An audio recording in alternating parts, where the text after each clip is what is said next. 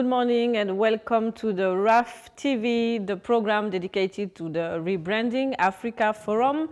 And today I am honored to welcome Mr. Wankele Mene, the General Secretary of the ZLECAf, to discuss about the main challenges in implementing this project. Mr. Wankele Mene, thank you for being there. Welcome. Thank you. Two questions. You have been discussing during a panel today during the Rebranding Africa Forum, and I would like to ask a question. What should we keep in mind from this panel? Well, thank you very much for having me. The panel was discussing the implementation of ZLECAf and what the challenges are. And the main challenge we identified is the infrastructure deficit in Africa. African Development Bank estimates that the infrastructure deficit in Africa is about $150 billion annually.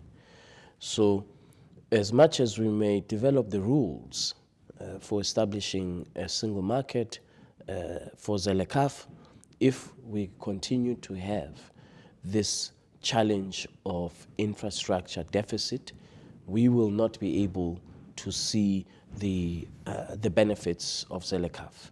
So we have to identify specific solutions to this challenge of the cost of infrastructure. African Development Bank, AfrICS-Bank, Trade and Development Bank of Africa, they have begun to invest in infrastructure. AfrICS-Bank has invested in it since its establishment over $20 billion to infrastructure that supports trade.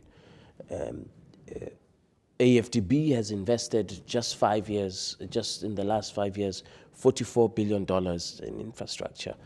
But it is not enough. Yeah. It's commendable, but it's not enough. We need to bring in more investors to invest in Africa's private. So how should we attract investors to meet the needs in terms of infrastructures? Because you are explaining that this is a main challenge today. So how can we attract investors to answer this issue?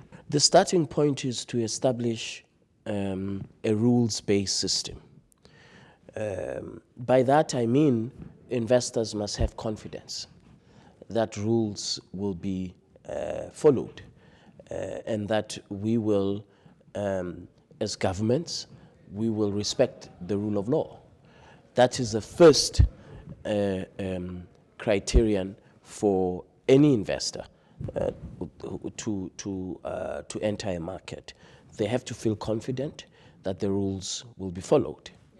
The second aspect that is that of private sector investing in Africa's infrastructure, not just the public sector, not just development finance institutions, but also the private sector.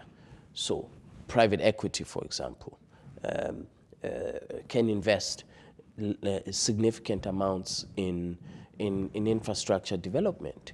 So we've got to establish a system where investors will see commercially priced returns on their investment, private sector investment. And already we do see in some parts of the continent pockets of success in this regard. We see in Southern Africa commercial banks that invested in border infrastructure, and they see returns on that investment. So we've got to create this climate of an investment-friendly environment for our own investors, private sector, to invest in Africa's infrastructure. Another question, more general, what are the main ongoing actions of the ZLECAf today? Well, the priority is to make sure that we accelerate countries that are trading under ZLECAf, to make sure that we see goods transiting borders, that we see the ideals, the objectives of the agreement, ZLECAf, which is commercially meaningful trade. we have to accelerate commercially meaningful trade under the rules of ZLECAf, so that we create jobs, innovation, competitiveness, and establish ourselves as a continent as an attractive region for investors to invest in, to take advantage of the market. So we are now at that point where we are encouraging more and more countries to start trading under the rules of ZLECAf. Today, African people, they are really counting, expecting on the ZLECAf.